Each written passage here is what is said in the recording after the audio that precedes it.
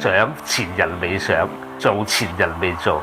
文明都係由於有創意積累形成咗文化，係每個國家嘅設計都有佢自己文化，係多元唔係單一。所以中國文化嘅設計就應該成為世界設計裏邊係好重要嘅一種風格嚟。人類冇創意嘅話，個歷史就係停留，唔會進步。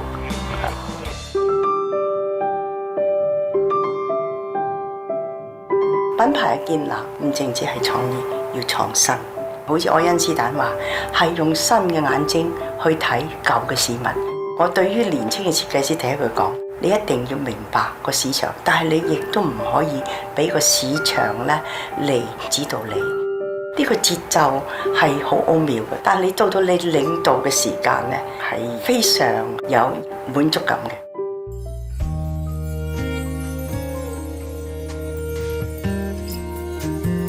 建築咧其實係好多個行業嘅混合嚟嘅，有藝術、有科學、有經濟，仲要最緊要咧就係時間。你點樣去控制個時間，控制嗰個成本啦？咁喺東南亞區咧，我接觸嘅其他嘅國家嘅建築師咧，佢哋比較都係中意香港，因為我哋係實質啲。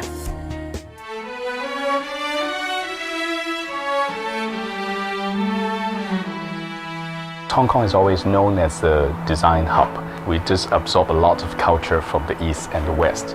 Hong Kong has an open door policy for information, materials, and all kinds of resources that we need for design. And I never find myself short of ideas and creative talents to help in the business.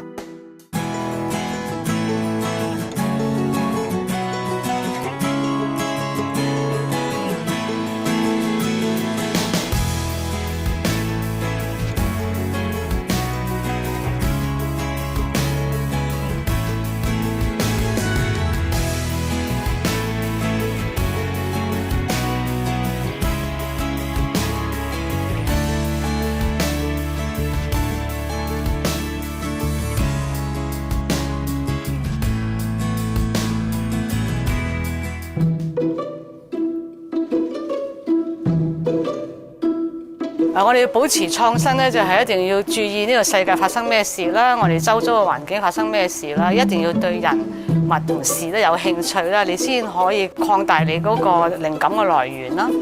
嗱，要保持我哋嘅優勢啦，當然要保持我哋嘅國際化啦。國際化之餘咧，更加要去發掘我哋自己本土中國文化啦，咁樣樣先可以融匯到中西嗰種嘅特點嘅。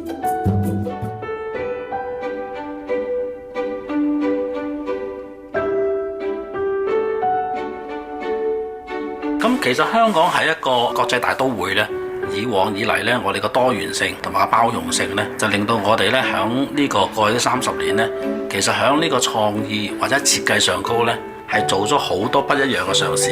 咁呢啲我哋嘅前輩啦，做到嘅嘗試咧，一路係承傳去發展啦。好坦白講咧，我哋係做咗一個好強嘅示範咧，係俾中國大中華地區嘅。